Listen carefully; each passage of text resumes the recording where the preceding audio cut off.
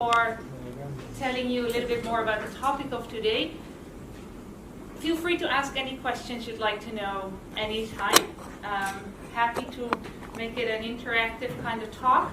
But let me start a little bit about myself. My name is Inez ZWETSLOOT, which is about the most difficult surname to have in China because nobody can pronounce it, so everybody calls me Inez, so feel free to call me Inez. I'm Dutch. Means I'm from the Netherlands, also more known as Holland, but it's technically only a little part of the Netherlands. So some people are very offended if I say I'm from Holland. I'm from that little part, so I'm fine. I used to live in Amsterdam. That basically looks a little bit like that. And then 2 years ago, I moved to Hong Kong. So I've been here for just over 2 years now. I'm an assistant professor at the Systems Engineering Department here at the university, and I'm an affiliated member of the Data Science School. I'm basically a statistician, so I do a lot of research on how to use data smartly. I do applied projects as well as theoretical work. This is my PhD thesis, the front of the book. In the Netherlands, you have to actually publish your thesis as a book. So I have in my office here still about 10 books, which are brought because I'm so proud of them.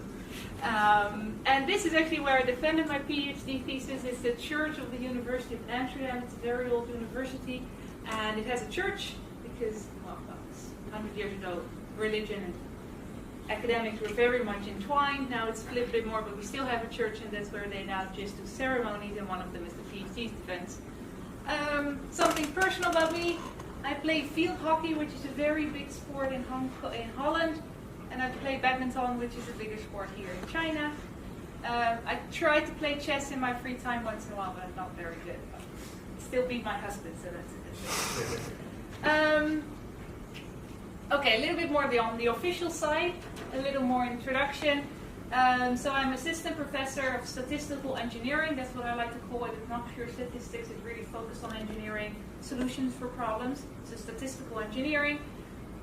Before that, I had a sort of special trajectory in the Netherlands. I was not only a PhD student, but I was also a consultant at an internal consultancy firm of the university, and it was called the Institute for Business and Industrial Statistics, EBIS, and we worked with companies to help them implement projects based on data-driven quality improvement. So I worked for 50% of my time with companies, teaching them courses, helping them, being consultant advisor on projects and implementation. And the other 50% of the time was a PhD, so my PhD was about 5 years because, well, time constraints, you can't do everything. So I have a PhD in what they would call industrial statistics, so statistics for businesses and industry. My background before that is more in econometrics, which is statistics applied to economic problems. Okay, so what I would like to talk to you about is, for me, it's a little bit of a strange talk because normally I'm used to talking about my research, I'm used to talking about teaching, I'm not very used to talking about how to form your academic career. I'm an assistant professor. I've been in the university world since 2012, so it's not that long. So preparing for this, I thought let's talk about just how I got where I am, and I hope you can find some useful points in that that you could take for yourself. Hopefully it helps. So let me start with a little bit background on my research, just a little bit, very shortly. But then I'll talk about how I met the people I work with. I work with a relatively international network, and it's interesting to see how that goes. And for me, it's been a really big help in doing anything I want and getting publications, as well as getting my job here at CityU. So I think a network is something that everybody should work on. How to write a paper, a little bit on that. What do I look at if I write papers? I'll focus on the writing part, not on the actual research part, because we're all different areas. Can't give you any advice on the field you're in, except if it's statistics. Then how did I get my job here at CityU? So how do you apply for academic jobs? A little bit about how important it is to do outreach and network, and I have a few last comments. But before I do that, let me tell you a little bit about this picture here. This is a painting. It's in my office. I took the picture yesterday. And it's a Nigerian artist who painted this, and it was bought in Nigeria.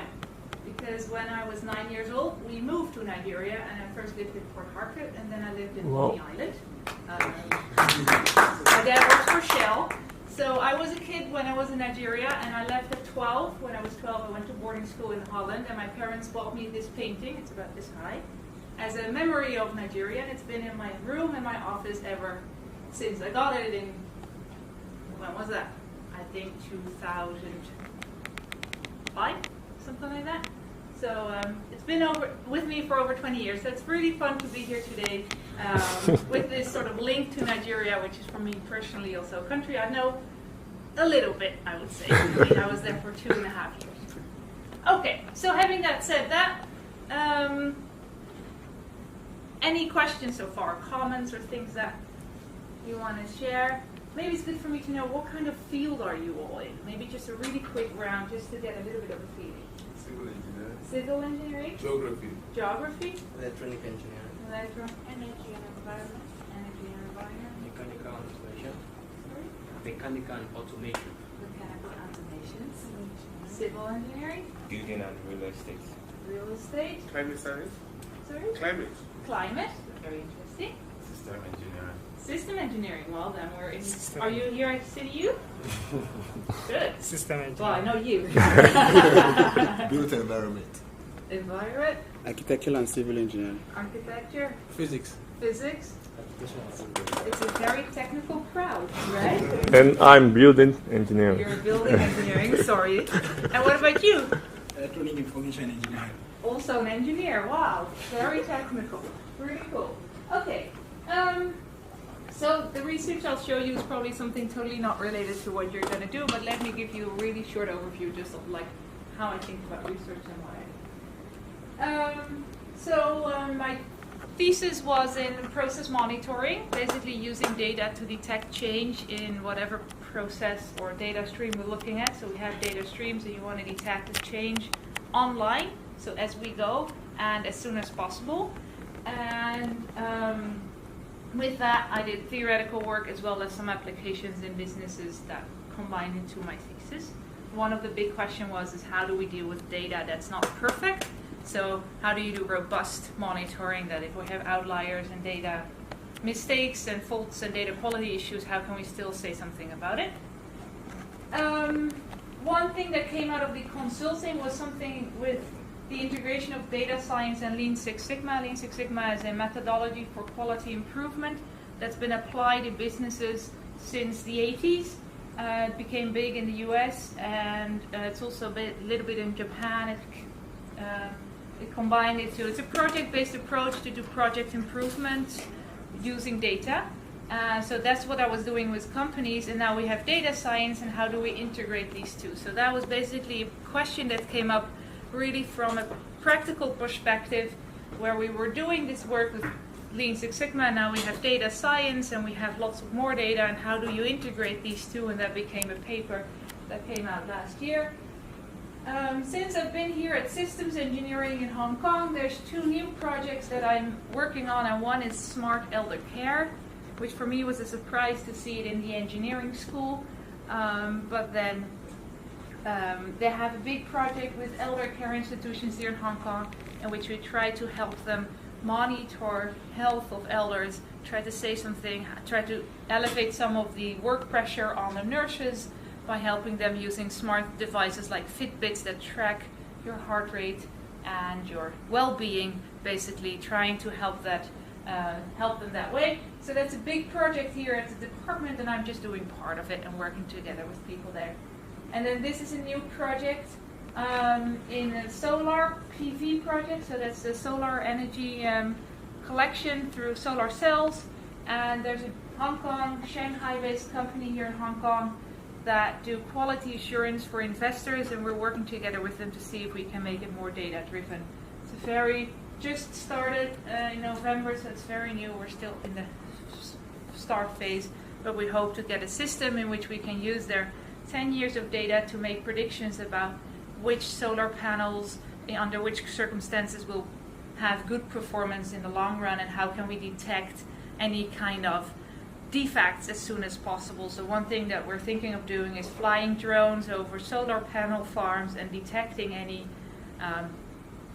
defects based on the drone images, and then defects indicate lower voltage coming out of it, so that's a bad thing if you're an investor in a solar farm.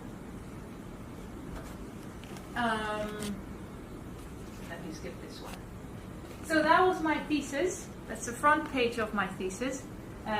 Exponentially weighted moving average control chart, so smoothing data to detect change in it. I defended it just over nearly 3 years ago, 2 weeks from now, 3 years ago, in the church in Amsterdam. And let me see. So why do I put this slide up here?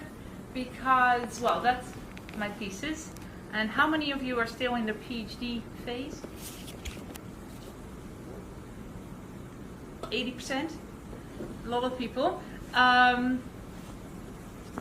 My PhD was my selling point to get a future job, and having it as a book with a front page that looks a little less academic than just a title helped me sort of spread it.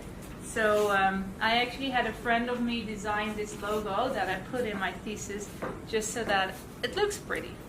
And it sounds stupid. We're all academics. Why do we care? But I think it's actually a lot more important than we all think it is, right? People will read something, will be interested in something if it's easy accessible. And something being easy accessible means it has to look good.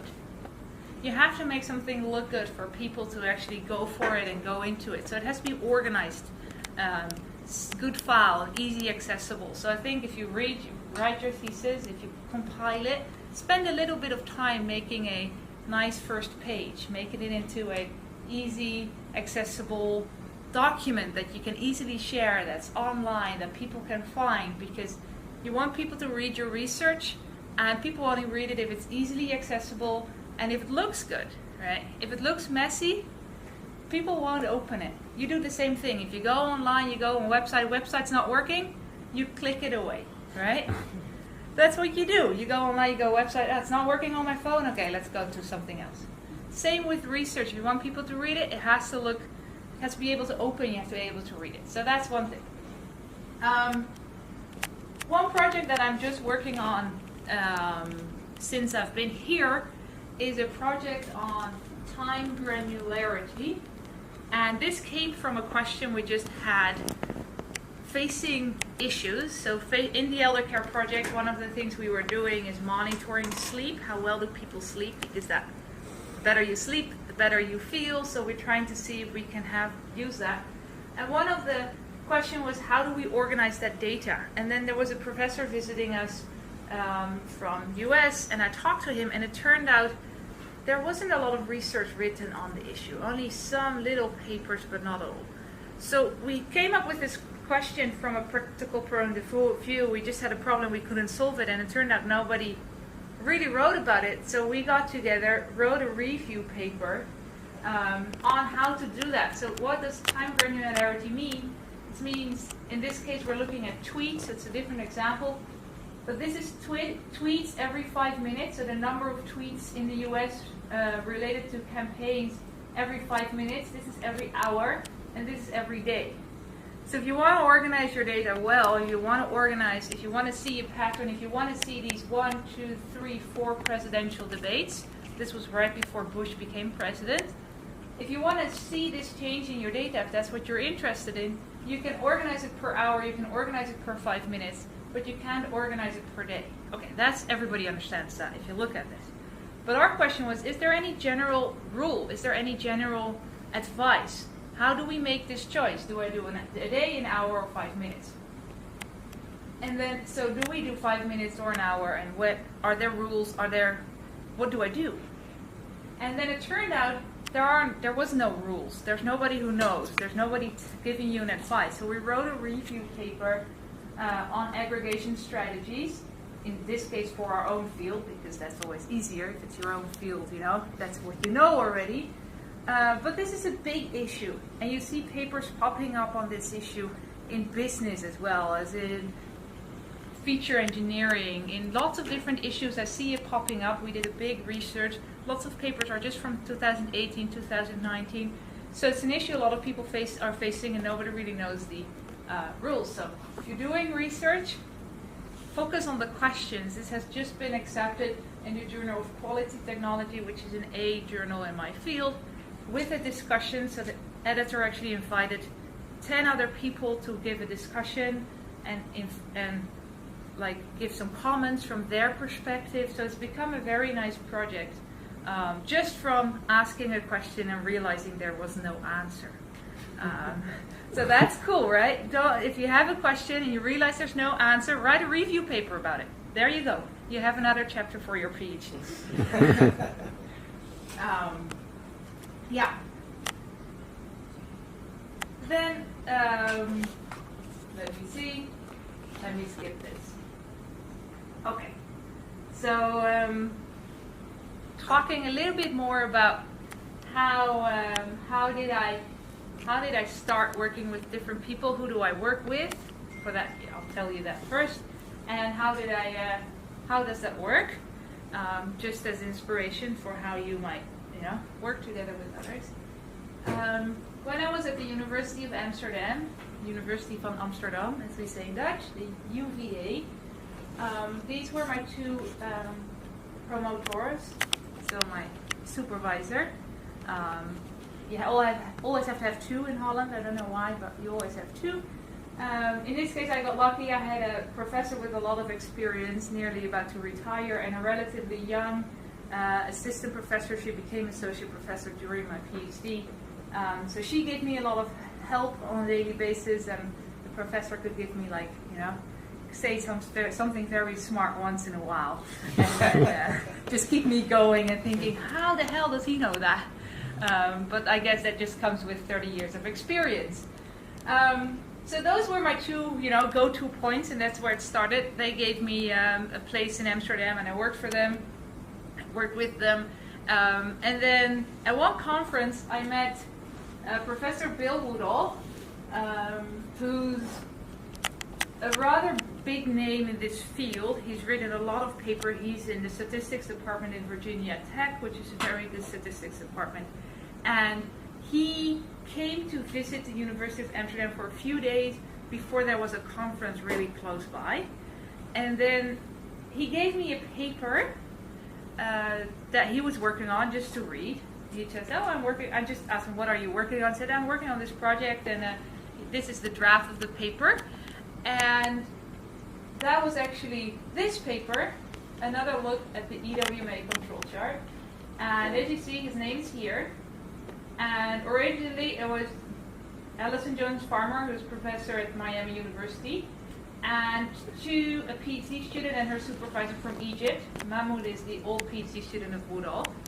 And it was just their paper with the four of them, and he gave it for me to read just as an interesting sort of topic. And I read it, and it was interesting, and I read it again, and then I realized something was a bit wrong, and I read the appendix, and it turned out they were making quite a big calculation mistake in one of their performance metrics in their appendix. So I felt a little awkward. You're a PhD student in your second year, and you have this very big professor, and this other very big professor that gives you this paper just to read, and you have to go tell them there's a mistake. But I did that, so I went to Bill. I said, I think there might be a little bit of a questionable equation in the appendix. And then he said, why? And I explained to him. And I spent like 3 days trying to really figure out whether it was me or whether it was their mistake. And after 3 days, I still came to the conclusion that I was okay, theirs was wrong. And then it turned out that I was right, there was a mistake in that, and they invited me to be co-author on the paper. And that started like this very nice collaboration I had with Bill Woodall. So I got a bit lucky there, right? And he gave me a paper, I discovered a mistake, and they invited me to be a co-author, and there we had my third chapter in my thesis, which was really published well, and happy me. But I wanted to share this story because I think it's important to always be open to other people's work and just to help people by reading their work and giving comments on it, just to be interested in the field you are in, and then just read stuff and be critical about it. And then sometimes you get lucky and you actually end up working together with a very interesting person. And I still work together with Bill. I mean, that's the guy I did the aggregation paper with, I just showed you. He visits CityU often. Part of the reason I'm here is that my old boss is a friend of Woodall as well. So it's life is a network. So be open to new people and to what they have, and give them your comments and be interested in their work, and sometimes something rolls out of it. So that's why I wanted to share you this story. So I ended up having a PhD thesis with 2 papers with my supervisors and 2 papers with this crowd of people, and then a paper by myself, so that was a 5-paper PhD thesis altogether. So what about my collaborations now here? I'm here at City University of Hong Kong. Well, one of them is still Professor Bill Woodall, because he's actually a good friend of this professor here in the middle, Kwok Choi. Professor Choi is the old department head of systems engineering. He's now still here, but we have a different head. So he visits Kwok a lot. So when I just arrived in Hong Kong, Bill was here as well to visit them. And so I still work together with him. Kwok has the big elder care project, and he has a big team. He has about 15 PhD students, and he has about 5 postdocs and 2 research associates, and you can't keep track of everybody working for him. And logically, maybe you're yourself a PhD student with like a professor who has 15 other students. They don't always have a lot of time, right? So I actually work together with some of Kwok's students that are in this group, and help them with their research. So I've worked together with 2 or 3 of his different students, because for me it's fun and for them it's good, and so I work together with them in that way. They're in a big team with a professor, and that doesn't have a lot of time. I'm relatively young and new, and I have more time, so it's nice to work together with multiple PhDs from this group. Well, of course, I work a lot with GMO, being my PhD student. And I work a lot with Tahir, who's actually a PhD student of another professor, but he came up to me and said, I want to work together with you, because it turns out his master supervisor was a PhD student of my PhD supervisor. So he said, I want to work with you. Like, okay, so that's what we did. So basically, I just always say yes. Anybody comes up to you, wants to work with you, never say no. Absolutely never say no. Because you never know what comes out of it. Just go for it. Work together, try to figure out how it works. 2 always know more than 1. And it's always an opportunity for something new. And I have projects that didn't work out and collaborations that I didn't put up here because they didn't actually really last that long. I worked with somebody from the hospital in Amsterdam that really didn't go anywhere, so I could have put her picture up here, but so that's there too, right? I mean, there's also pictures of people that actually didn't become successful. I worked together with somebody from my business, then we tried to write a paper, but she was way too busy doing her work. I didn't really understand what she was doing, so that didn't work out.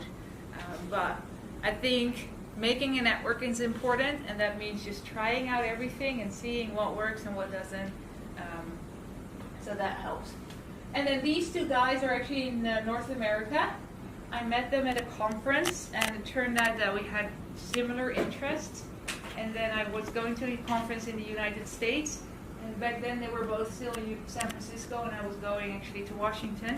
And then I said, can I come back through San Francisco, spend a few days at your university, and then go back to Hong Kong, because if you go from Hong Kong to Washington, you basically go to San Francisco.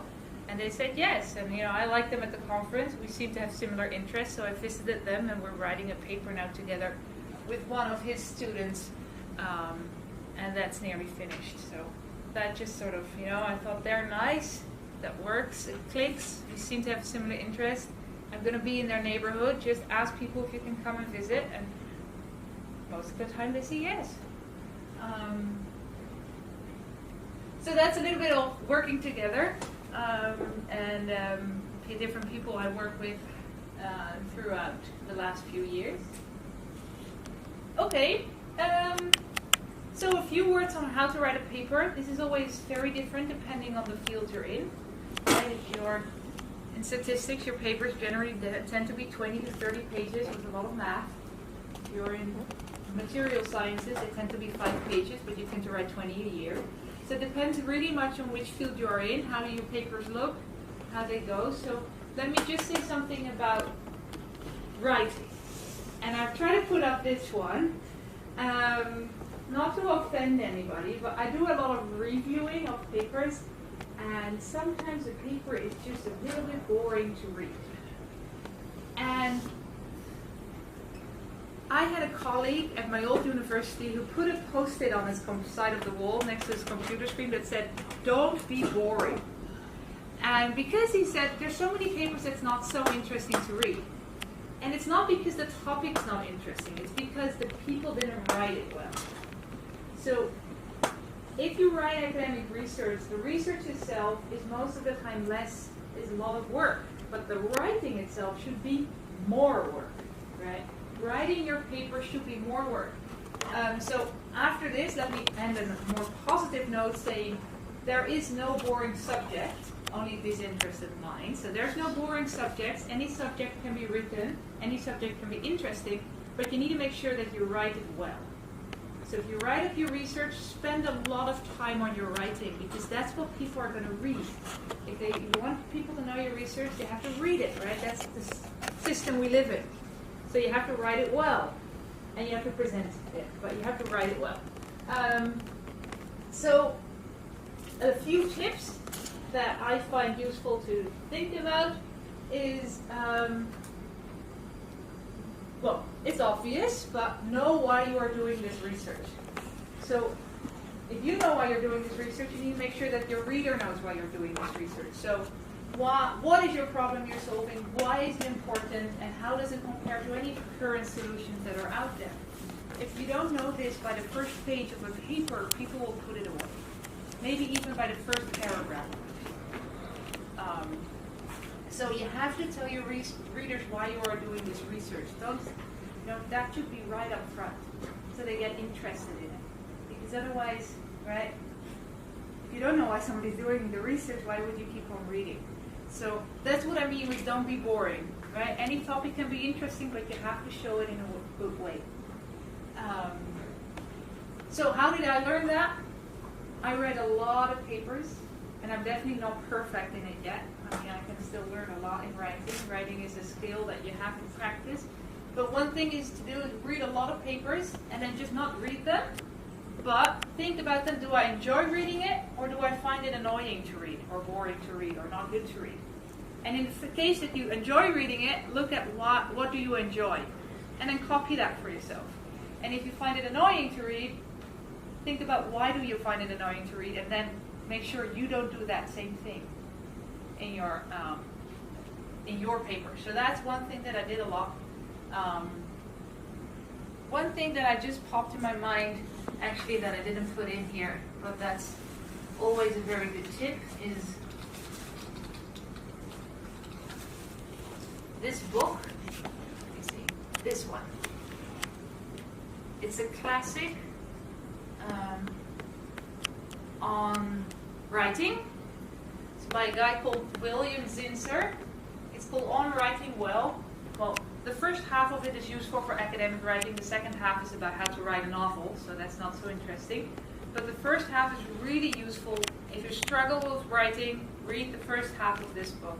It will help you a lot, and try to implement these practices. It helped me tremendously.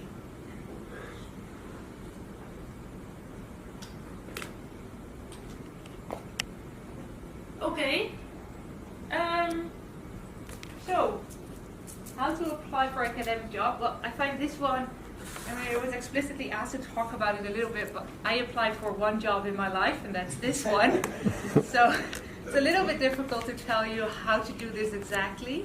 I did apply for other jobs when I also was applying for this one, and 3 of them were unsuccessful, and one other one was successful. So I'll tell you how I got this job. And which things I had to go through, so hopefully that might be useful. So when I applied to CityU, the department head of engineering, and he was saying, "You're nearly defending your PhD." It was about the summer before I defended my PhD. Said, "Yes. Are you looking for a job?" I'm like, "Definitely. Do you maybe have a job?"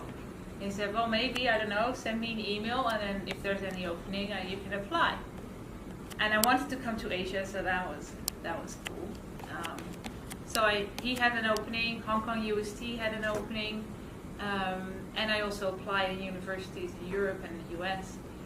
And then generally, what do you need to do is, especially for an assistant professorship, for a postdoc, most of the time not, but for anything assistant, associate professorships, of course a CV and a publication list, but also a research statement, a teaching statement, and reference letters. So that's what I gathered. I sent it to CityU, and then a long time went over it. Then they invited me for an interview, so they flew me into CityU. I gave a seminar, I had an interview, I had three interviews on a day, lots of talks with lots of different people, just a 12-hour process basically. And then I flew back home again, and I didn't hear anything for 6 months. So it can take a long time. For me, it took more than a year from going applying until hearing that I finally had a job. That was extremely long. Normally it goes quicker, but it can take a long time. So I was very happy that I applied for other jobs as well, because I thought it wasn't going to come through. So a few tips that I think are important in these things if you're going to write it up. The first thing for your CV, don't make it too long. A friend of mine who's a recruiter, but that's business, say no more than one A4 paper, so front and back, because people just want to have it one page, unless you're like a professor with a very, very long career, then you can have 3 or 4 pages. But if you're a PhD student and you're just graduated, you should be able to fit what you've done on 2 pages. So try to make it a 1 A4 kind of thing. Try to use a format that looks modern and reflects you. That's important. Then research statement and teaching statements are often just documents where you say what you've done, but also where you want to go. So applying for a job after your PhD is also showing people where you're applying to that you have a view of where you want to go, something that you want to do, because you're no longer going to have a supervisor in the sense of your PhD.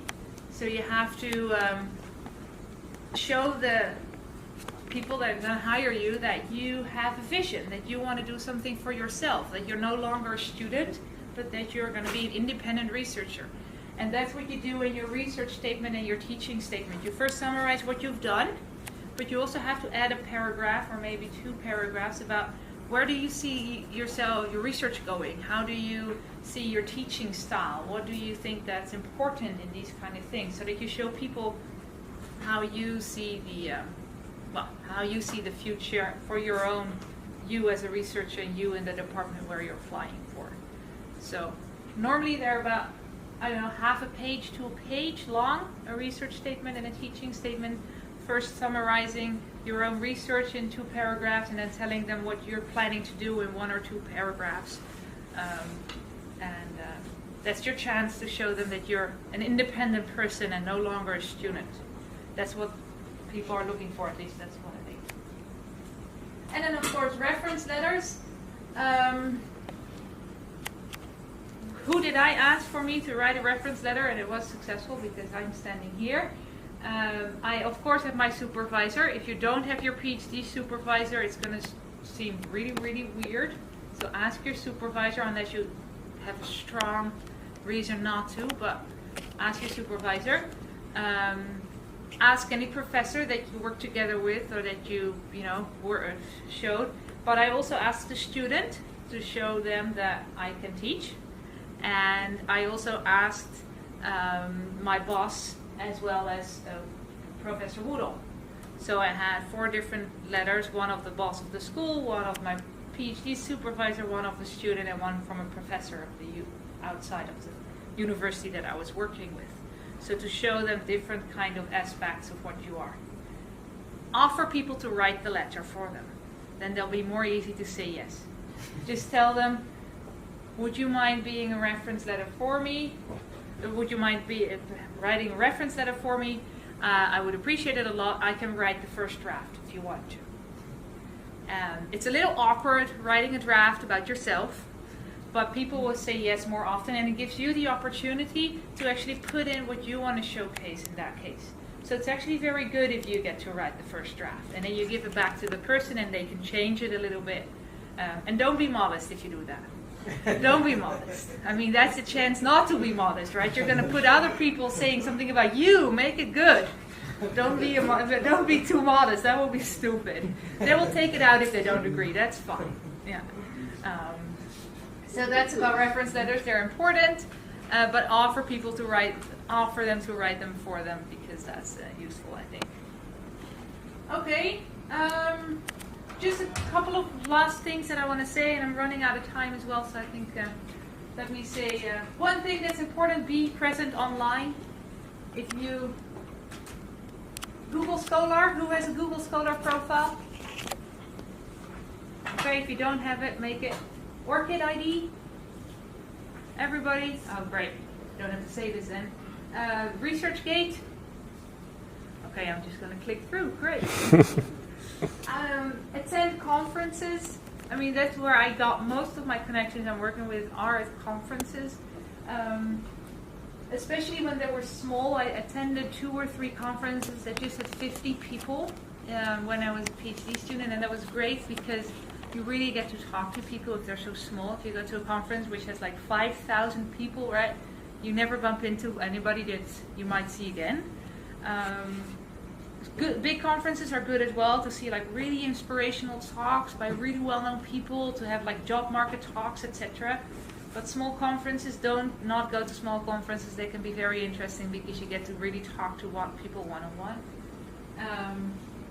And then always go to every session.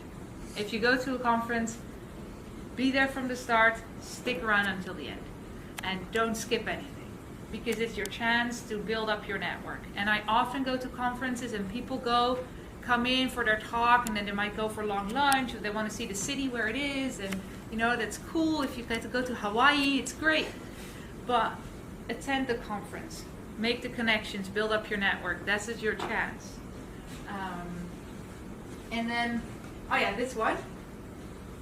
So never forget, people love talking about their research.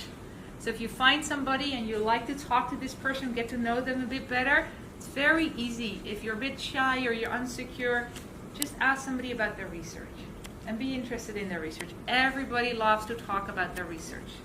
So that's just a tip. If you want to talk to people you don't totally know how to, just ask them about the research, read a paper and just ask them about the paper. You'll have a conversation for at least half an hour. Right? I mean, people love talking about their research. Okay, final comment. This is a tip that Bill told me, and my supervisor also actually. He said, always, always, always work on the project which is closest to being finished. Always. Work on that paper that's nearly finished. Why? Because then you finish your project, and otherwise you'll have 10 projects that are never finished. Right, and then you start work on the 11th. So always, always work on the project that's nearly finished. That way you get publications out there before you graduate from your PhD. So that was a tip I got, and I tried to live by it. It's very difficult. It's more exciting to work on something new than do that write-up of the paper that's sitting there. But try to remember. And then just enjoy your work, right? Where research is really cool. We get the opportunity to think about new things. I love it. Work very hard to make it perfect. I think we're one of the few professions where perfectionism is actually a really good thing. Right? If you're in business, perfectionism takes too much time. In academics, perfectionism is actually what you need. And then share your work, because otherwise people will never read it. So don't be afraid to share it. You know what Bill does? As soon as he wrote a paper that he's a little bit enthusiastic about, he just emails it to everybody he knows. He just sends an email to an individual. I get an email from him saying, "Hey Inez, I wrote this new paper and it's really interesting. I think if we don't do this, it will be the end of our field. See attached. Please give me comments. So he just sends it out to everybody. And it's a great thing to do, right? Just as in the first draft when it's under review. Otherwise, people have to wait until it's done. I think so. Don't be shy in sharing your work. That's it. So thank you. Are there any questions?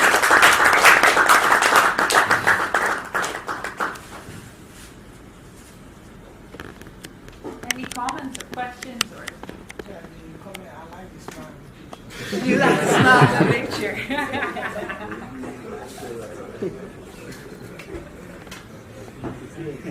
Yeah. Thank you so much for your wonderful presentation. I have a question when it comes to like going to conferences and talking to people, right? So I go to a conference and I see someone I want to talk to, right? So basically I have no much idea of his research area, right? And even though I want to discuss his research area, what if I have no much understanding of what he's doing? Like, I mean, the conversation is not going to be like very, very flowing. So how do I do that? Where to start from? So, yeah, that's a good question. How do you talk about research to people that you don't really know their field about, right? So there's two things. I think if he's in your field, then you should actually understand it, right? Then you have to do your homework better. So if this person is actually in your field of what your research is and you don't understand what he's doing, it means you have to study it better because you have to understand.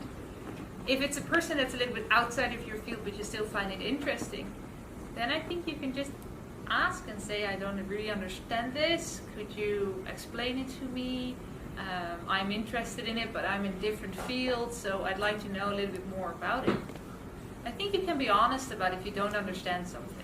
Unless, of course, it's really in your field and you should, because then if you should understand it and you don't, then you make a little bit of a fool out of yourself. Right? But otherwise, I think it's very okay to just say to somebody, well, it sounds really amazing and it sounds really interesting, but I don't understand this. Could you explain it to me? Okay. Does that make sense? Yeah? Yeah. Yes, thank you so much. I was just very excited listening to you. It's a wonderful presentation. Probably because of the accent, you know. Holland accent is always beautiful to listen to. My previous PhD student was from Holland. Okay. He was a professor here. He just got the job and he just moved to Taiwan. Oh, yeah. Yes, with climate change. Oh, good. I like the messages you have presented, and it is really very useful, both to beginners in academia and basically to those at the end, because you are coming from a different field than some of us. Yeah. So one of the things is attending conferences, and I'm glad he asked. I think I support that so much. At the moment, we have the AAG going on in the United States. That's the Association of American Geographers. Oh, yeah. So if you don't have enough members attending, that would be 3,500. Yeah. I went there only once, and Yeah. I decided never to. Too many people? Yeah, but at the moment, I have a lot of people, attending. So small conferences are really very nice, Yeah. and you can build up from there. And that's when you know people, and essentially, you build up the network in Yeah. terms of publications Yeah. as well. Yeah, that's your experience as well. Yes, and so for maybe looking at jobs, one of the things I will add is, of course, reading and writing. I mean, start writing once you are at the middle of your PhD or basically towards the end. The first paper I actually published academically in 1998 was part of my literature review that was rejected by my supervisor. Yeah. He said it's not good. I said, no, this is good. He said, no, it's not good. Lowell, don't waste time, Send me out of his office. So I wrote the paper, I sent it, and put his name on it, and it came back brilliant. That was one of the best papers, I actually wrote. So I think the issue is, write the paper, send it out.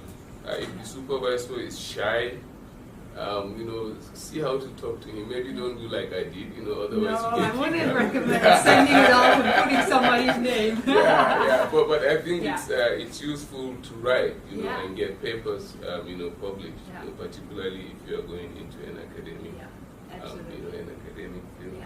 Yeah, my out of my 5 papers, 3 were published already when I defended my PhD, Yeah. because the first was sent out 6 months after I started. Yeah, that's wonderful. Yeah. The guy from Holland, I mean, he graduated in 2015, and till now he has basically done 8 papers from his thesis. Yeah. Even last week he sent me.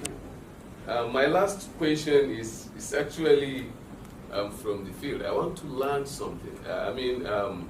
We do quite a bit, of course, on statistics. I think the one I'm trying to look at is the Moran's index from autocorrelation.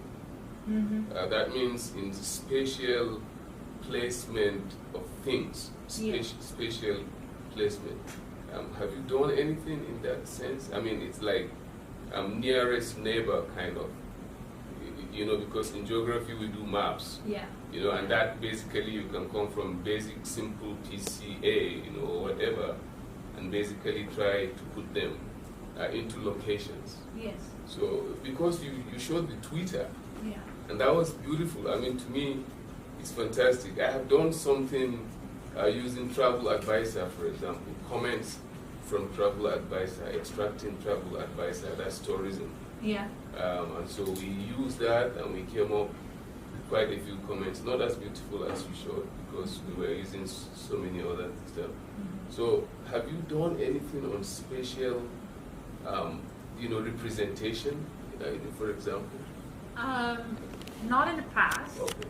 but currently I'm working with my other PhD student, Zhang, she's Chinese, on a project with, well, I can't say but with data from the health department here in Hong Kong on dengue, or actually the mosquito that transmits dengue. Yeah. And we have data from the government gets the data, and we've talked to them, and they're sharing it with us on how many typical mosquitoes that share it are there in the different regions, and then we're trying to see if we can build a model that looks at to give a signal when it comes high. So last year we had this outbreak, and that's when it started, and you can actually see that just a month before the outbreak the mosquitoes went up, and we try to build in the location factor and the correlation structure among that.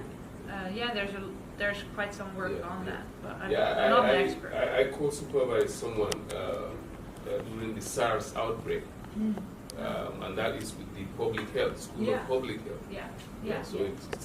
So we call that medical geography, just for the name. We call it health surveillance. That's interesting. Fantastic. Different names for the same. That's, by the way, very good. Good stuff. Good thing to remember for everybody else is that a lot of works, and that medical geography, health surveillance, it's about sort of the same thing, but it comes from a different perspective. So if you're doing, I know a assistant professor. He's in university in the U.S. And what he does really well is he looks in other fields what they do, then takes whatever they do and learns it, and then applies it to our field, and then shows it like, look, this amazing new thing. And then he'll have the reference to this field in geography or in wherever, image processing, but he learns a lot from looking at other fields and then takes it to our own and comes up with all these new great ideas. But I mean, it's, I won't say it's copy pasting because it's not copy pasting, but he really looks into other fields and then tries to learn and take it to our own and adopt it.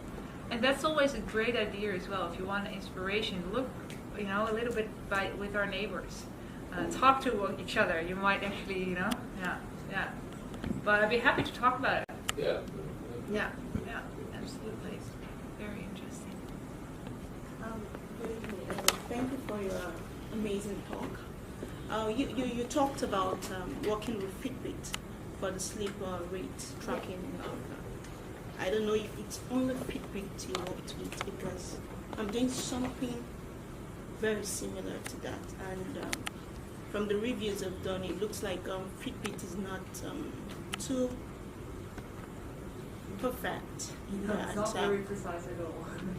Yes. So I don't know if you're working with other smart gadgets to get such physiological data. We work together a little bit with our EE department here to design, to work on sort of a design sensor, but that wasn't for sleep. For now, we've used this Fitbit and a Sony equivalent of it as well, the Sony, my Sony.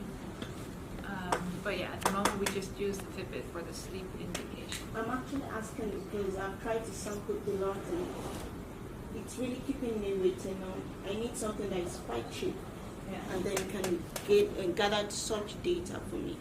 And that's what I'm asking. Yeah. No, it's a difficult. I wouldn't have the holy grail answer there. No. In which department are you? Construction management. It's a difficult issue. Everybody tries to do it. A lot of people try to monitor health and use all these smart Fitbits and watches and whatnot to help and everything. And like here at CityU, but a lot of teams around the world are trying this. Results are very mixed. Sometimes it works a little bit. Sometimes there's no. It's all long term.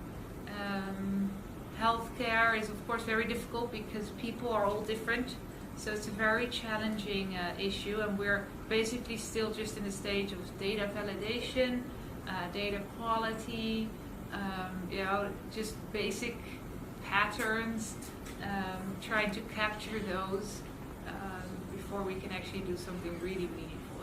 It's a difficult challenge. Thank you. So apparently at this stage you can't tell me if Fitbit charge is better to use or another type of Fitbit is better or to use. No, I can just tell you about the one we have. But I can send you the paper that we did on validation. I have a short paper on the validation of the Fitbit we have. I can easily send it to you. It's like 3 pages. Showing paging. Yeah. Thank you very much for your presentation. I want to just ask a question. Yes. Can you give me like 1 or 2 challenges, the most difficult challenges during your PhD? My challenges during my PhD. That's a very good question. One big challenge for me was the writing. Writing it well, I found very take a lot of energy and a bit boring. So you didn't want to do it. So I was forced by my supervisor in the beginning, and Marit, who I showed, the female promoter, she's a perfectionist, like real perfectionist. I learned to be one. So she really made me think about every sentence. I found it terrible. It took me, I think, at least the first 1.5 to 2 years for my PhD to appreciate that writing well is actually a really good skill to have. So that took me, it was a 2-year struggle, maybe even a bit more, to really appreciate the writing process. That was a big struggle. Then what else? What I found sometimes a little bit difficult is you're so specialized that sometimes I had the feeling, what am I just doing? Right? You're just working on this very specialized little tool, and then I wondered why. That I found a challenge. Sometimes you just, you're so just doing one thing, and then after 4 months of working on it, you're like, what did I do in these 4 months of time? Just this one little tool. Is it ever going to be used? Is anybody ever going to be used? That sometimes I found, especially during my PhD, difficult because you're not totally free in doing what you want. Now I have a little bit more freedom, so I try to pick topics that I work on that if I have to tell to my husband what I'm doing, I like telling him. That's sort of my, I'll pick it yes or no. So I can come home and I'll tell my husband, oh, I'm working on this dengue product, I love it. But in my PhD that was a little bit different because you didn't have so much freedom to work on what. So that sometimes I found a challenge. But sometimes it's rewarding afterwards if it works out. And if you publish it, then it's great. But, yeah. Thank you very much. Thank you for your presentation. And in your presentation, you talked about having not more than 2-page CV. And then my question is it a cross-border or general rules? What happens in a situation of a PhD who has a little bit of experience and quite a number of work experience, and in some advert where you have to maybe include your qualifications, and so a lot of other things that were basically requested from the advert. So my question is it a really general rules that it must not be more than, or just a suggestion or something? I mean, it's not a rule. You can make your CV as long as you want, right? There's nobody's going to say it has to be shorter. But I feel shorter is better. 2 pages would be best. Of course, if you have to follow some admission rule system where you have to put in everything, then of course you just have to follow their system. If they say it has to be in this format, follow their format. For me though, the 2 pages is excluding my publication list. So your publication list could be on one other A4 paper. So that makes a difference, I guess. So your CV would just be, where are you from, where did you get your education, what's your work experience, what extracurricular skills do you have, how's your coding, etc. But that, unless you have huge work experience, should really fit on 2 pages. And then you have 1 page with your publication list. And if you have, that also fits at least 30 publications back and forth. So if you have more than that, then you will find a job. No matter how long your CV is. Yeah, does that answer the question? Yeah, thank you for your amazing talk. My question is about how to answer salary-related questions during interview. For example, the PI or the employer is asking you what is the expected salary for jobs that salary is not indicated initially. Yeah, that's a very good question. How do you determine salary? So there's two systems, right? One system is that where you're applying to has a salary indication range of what you could get, and the other system is that they ask you to indicate what you were earning or what you expect to earn. I'm not sure if I'm the best person to answer this question. In a preparation for that, do a benchmark.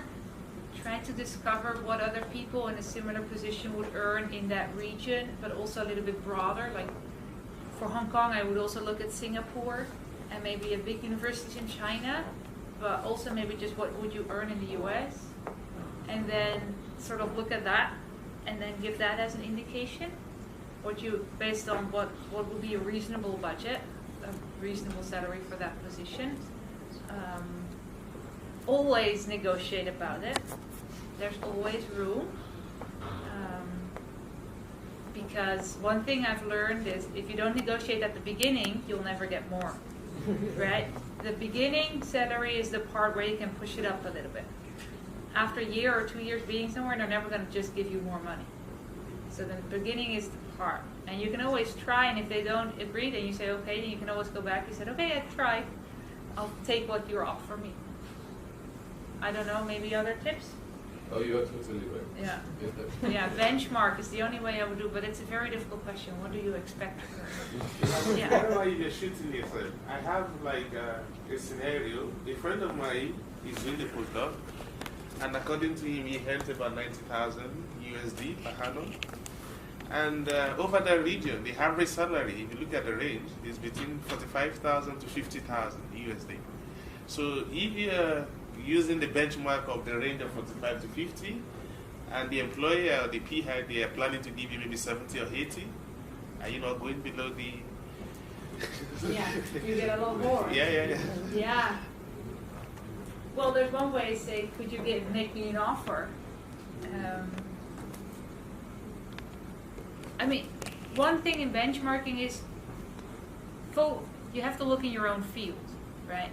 Postdocs make a very big difference salary depending on how much your skill is wanted, right? If you, at this moment, if you're deep learning, if you had your PhD in deep learning or any other AI, artificial intelligence topic, and you go for a postdoc, of course you'll earn 100,000 US a year. Because you're the only person out there, right? Everybody else started working for Weibo, Amazon, Google, Facebook, and they earn 150 to 200 a year. So don't compare, make these benchmarks in your own field, in what you can do, because that's going to be a big influence. Maybe that's also something you have to take into consideration. Yeah, but it's a difficult question. Yeah. no one answer. And also some postdocs are actually project related, so they have budget for that, and so they might not have strategic hire. Yeah. Like the university will say, okay, we need X number of postdocs, and they have money for that. So if you fall within that, it doesn't matter how much you ask. I mean, they will give you anything. I have an example. Someone actually asked for something that he thought was a good salary, and the whole interview team just started laughing. And he didn't know what was happening. Then they now told him that they are actually offering him something 3 times the amount that he asked. End of negotiation. He couldn't believe it. You know, he was like, yeah, so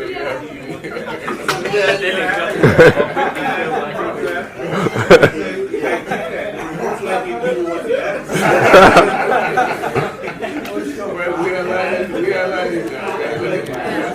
So maybe it doesn't matter what you ask, you just get whatever they want to give you. Yeah. Okay, thank you. We won't be taking any questions. Yeah. Thank you very much. So really appreciate the talk, and I'm going to call on